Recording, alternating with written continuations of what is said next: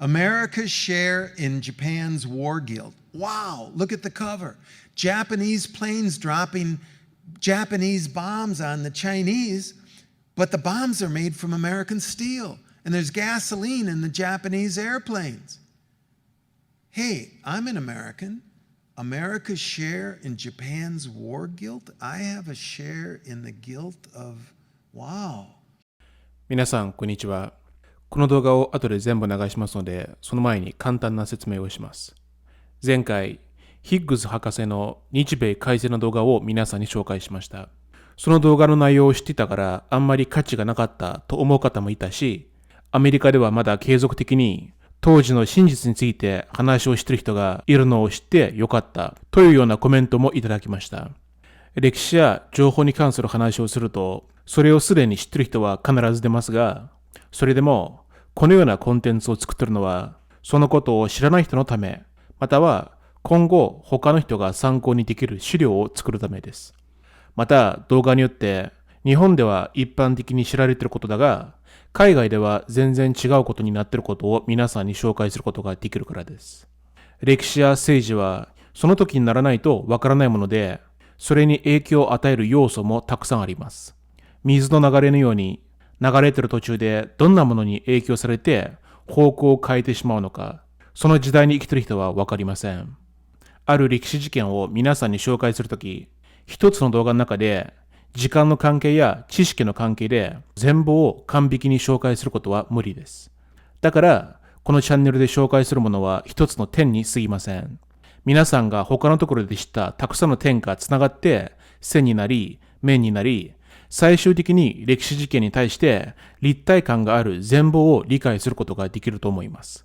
ですので、毎回動画を上げた後、皆様からいただく補足のコメントは本当に助かります。皆様のコメントは動画の中に存在する不足を補ってくれるし、そのコメントを見て気づきを得る人も多いと思います。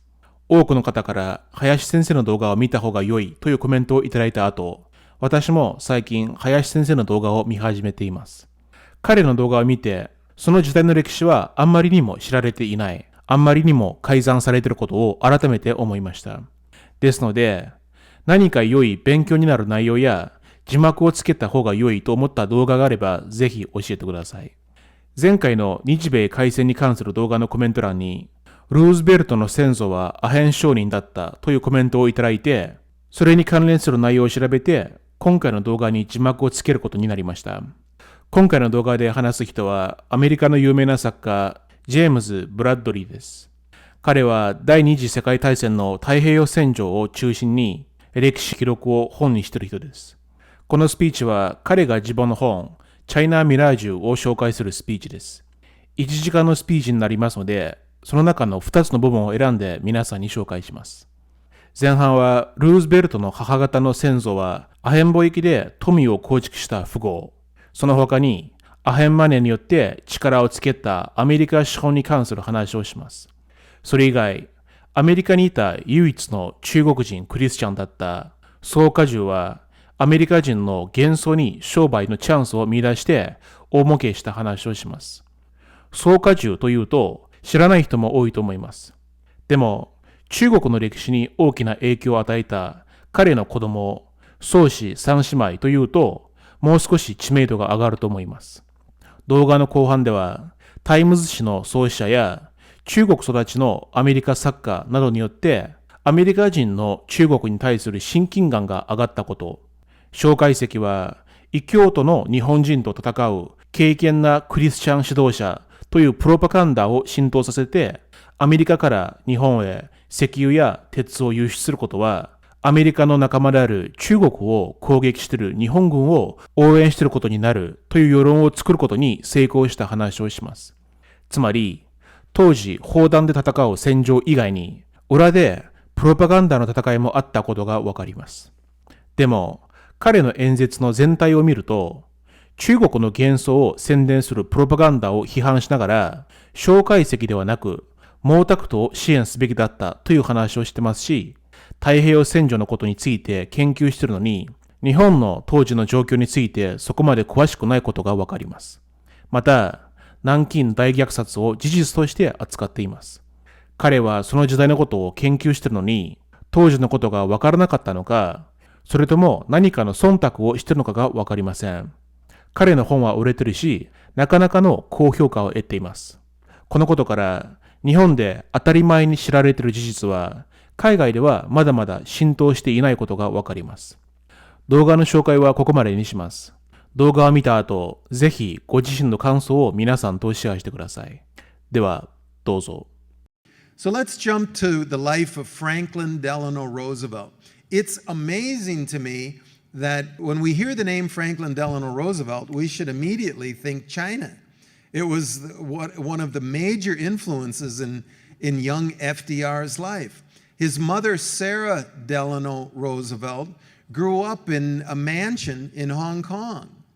Sarah Delano Roosevelt was the one who paid Franklin's bills. Franklin Roosevelt never had any big high-paying jobs. He was a public servant most of his life. But he had yachts, he had townhouses in New York, summer place up in Maine. Where did that money come from? It came from the Delano line. Where did the Delanos get the money? Grandpa Warren Delano was the American opium king of China. He was the biggest American opium dealer. So it's as if the Cali cartel shoving cocaine into the United States grew a president of Colombia. Now, people are surprised Warren Delano was an opium dealer, a criminal in the eyes of the Chinese. And some people think this is just a little slice of, an unusual slice of history that I've picked out, but it isn't.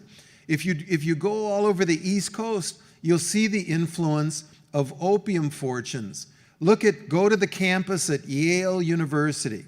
The tomb, which is the headquarters for the Skull and Bones Society, is on the campus of Yale University.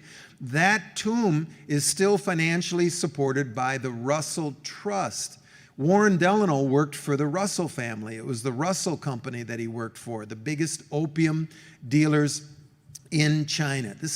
Yale is built on land donated by opium barons. The number one most famous building on Columbia's campus is the Low Library. That's named after Abbott Lowe, who dealt opium with Warren Delano out there in China. Princeton University's first big benefactor was Stephen Green. Stephen Green took over Russell and Company's opium operations after Warren Delano returned back to the United States, a rich man. America's first manufacturing city, Lowell, Massachusetts, was founded by opium money. The first railroads in the East Coast, opium money. Ralph Waldo Emerson, the great transcendentalist, how come he had so much time to sit around and think? Because he married into an opium fortune. The Council on Foreign Relations, the Coolidge family, opium. Chiquita Banana, AT&T. Scratch the history of anybody with the name Forbes in their name, like Secretary of State John Forbes Kerry, and you'll see an opium fortune. His great-grandfather was an opium dealer. So, when the Chinese talk about 100 years of humiliation, this is what they're talking about. We were shoving opium under the eyes of the British, French, and the United States navies. Warren Delano was consul out there in Canton and welcomed the first Navy ships, U.S. Navy ships, to participate in the first Opium War. Go over to Canton, which is Guangzhou now, and you'll see statues celebrating the man who asked Warren Delano to please stop smuggling opium. Go to New York's Chinatown. You'll see the Chinese Americans have erected two statues to their heroes. One is to Confucius. The other one is to Commissioner Lin, the official that asked Warren Delano to give up his opium stocks. So now let's jump to the 20th century. Sun Yat-sen was the George Washington of China, and his number one money man was Charlie Song. I love the story of Charlie Song in this book. Charlie Song, at a young age, emigrated to the East Coast of America. And that was a smart move because on the West Coast, we were shooting the Chinese into the sea. Charlie, as a 18-year-old, goes to North Carolina. And Southern Methodists in North Carolina convert him, and the newspapers hail this. Charlie Song is the only North Carolinian Chinese Christian, the newspapers say. And the Southern Methodists in North Carolina think Charlie is going to go back as a missionary and help with this new China that's going to be grown. China is going to be Americanized, Christianized. Charlie Song is going to help out. Well, Charlie goes back to China, and he quickly realizes what the American missionaries won't admit, and that is very few Chinese want to be Christianized and Americanized. So Charlie's a smart guy. He sees the missionary pipeline of money going to China. Millions of dollars from American pews going to China. Nothing happening in China. The Chinese aren't converting, but American missionaries are writing letters back, the China Mirage, saying for just a few more dollars, the Chinese will eventually become Christianized. Charlie Song sees that pipeline and he decides to tap into it. Charlie makes a deal with the American Bible Society to print Bibles in Shanghai. The missionaries are buying Bibles from Charlie to pursue the dream, and Charlie gets rich on the China Mirage. Henry Luce was the founder of Time magazine. This was the first huge multimedia juggernaut. And Henry Luce was born in China, the son of missionaries. And Henry Luce did everything he possibly could to promote Chiang Kai-shek, who he promoted as America's great Christian leader. He used the great resources of his multimedia empire to promote the Christian dictator, Chiang Kai-shek. Incredibly, Henry Luce put Chiang on more Time magazine covers than he put Franklin Delano Roosevelt or Winston Churchill. By the way, the name of my book is The China Mirage. Winston Churchill called it the Grand American Illusion. He said to one of his generals, he said, when I went to America, if I learned anything, it was the word China. China stands out in the American mind. They mention Chinese armies in the same words as the Russian, in the same sentences with the Russian armies. Over and over, Churchill warned his generals to beware of the grand American illusion in the American mind, the China Mirage. The number one author of the 1930s was a daughter of missionaries in China. Her name was Pearl Buck. She wrote the Good Earth. The Good Earth was the only book of the 20th century that was number one for 2 years in a row. This is beyond a blockbuster. This was one of the biggest selling books ever. Now, this is very interesting. It's the 1930s. There's very few Chinese in the United States. They're huddled in their Chinatowns. It's illegal for a Chinese to come here. We don't want any Chinese living next door to us.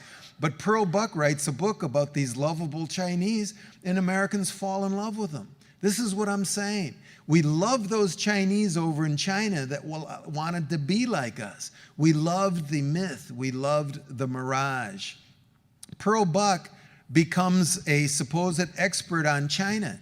She gives speeches. One speech at the University of Virginia, she explained that Chinese and Americans are almost exactly alike.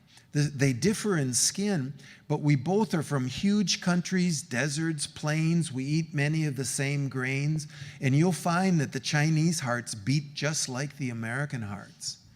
They want to be just like us. Pearl Buck. When the movie The Good Earth was made, they couldn't have Chinese characters because there were laws against whites touching or kissing a Chinese person on screen. So the Chinese characters were Americans in Chinese makeup. Well, what was Chiang Kai-shek's problem in the 1930s? It was that the Chinese had invaded his country. And after the rape of, I want to say something I learned in this book.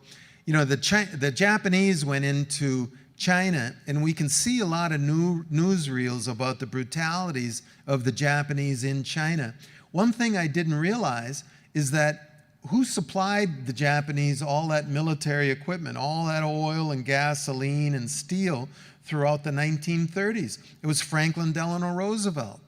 The State Department said, frankly, there's no resources in China that we can't get anywhere else. It really doesn't matter if Japan takes all of China. But on the other hand, Japan was America's best industrial customer in Asia. Japan was buying 1/2 of our cotton crop, supplying silk for hosiery, and American industry made tremendous profits supplying the Japanese war machine all throughout the 1930s. Well, Chiang Kai-shek saw an opportunity here. After the rape of Nanking in 1937, Chiang and the Song family meet with their favorite sycophants, American missionaries, and they devise a plan. These missionaries go to New York and they establish a China Lobby Committee in downtown Manhattan, 2 blocks from the New York Public Library. It's staffed by American missionaries, and it's headed by the first Washington wise man, Henry Stimson, the former Secretary of State, the genius of foreign relations in the United States in the 1930s. And they call their committee the American Committee for the Non-Participation in Japanese Aggression. And that's what they wanted to do. Chiang Kai-shek and the Songs founded this committee to propagandize Americans to stop supplying the Japanese. And this argument was very sophisticated, very slick brochures, speeches, radio, advertising. 2 years of propagandizing the American public convinced 75% of the Americans, according to the Gallup poll, that you could cut Japan's oil with no problem. This was the argument. Americans, you should feel guilty about what you're doing. You're supplying the Japanese war machine that is not only killing the Chinese, but it's keeping China from being an Americanized, Christianized country. And if America doesn't have to go to war, America doesn't have to fight anybody, we can make just like a Gandhi move, just cut Japan's oil, and this is what will happen. The Japanese military will be humiliated and they will retreat from China. A new China will rise, that Christianized new China. And Henry Stimson said, is there a chance that the Japanese would retaliate against us? Oh, no way. The Japanese would never do anything like that. We only look for peace. This is a peace plan, America. So they produced brochures with names like this. Shall America stop arming Japan? This is my favorite pamphlet. America's share in Japan's war guilt. Wow, look at the cover. Japanese planes dropping Japanese bombs on the Chinese, but the bombs are made from American steel, and there's gasoline in the Japanese airplanes. Hey, I'm an American. America's share in Japan's war guilt? I have a share in the guilt of, wow. これからもこのような話をしていきますので、ご興味がある方はぜひフォロー、コメント、拡散をお願いします。また、このチャンネルを応援していただける方は、ぜひメンバーシップもご検討ください。では、また次回お会いしましょう。ハラノタイムズがお届けしました。